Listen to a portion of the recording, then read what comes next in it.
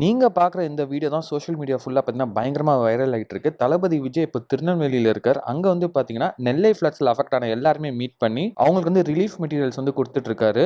அதுல முக்கியமா பார்த்தீங்கன்னா, சில பேரோட வீடே அந்த ஃப்ளட்ஸோட ஃபோர்ஸ்லயே வீடே இடிஞ்சு தண்ணீல முழுகிடுச்சு. அந்த லெவலுக்கு தான் வந்து நெல்லை ஃப்ளட்ஸ் இருந்தது.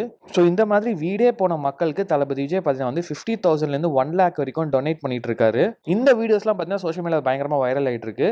இத பத்திலாம் வந்து பார்த்தீங்கன்னா, எல்லாருமே வந்து வைரலா ஷேர் பண்ணிட்டு இருக்காங்க. அண்ட் தளபதி விஜய் மாதிரி ஒரு ஸ்டார் பார்த்தீங்கன்னா, எங்க போனாலுமே வந்து மக்கள் வந்து கூடி அவரோட போட்டோ எடுக்கணும், அவரோட செல்ஃபி எடுக்கணும் அப்படின்னு சொல்லிட்டு தான் இருப்பாங்க. அன்பால பார்த்தீங்கன்னா வந்து சில ஃபேன்ஸ்லாம் வந்து தவறா நடந்துப்பாங்க. அந்த மாதிரி தான் வந்து இங்க நடந்திருக்கு.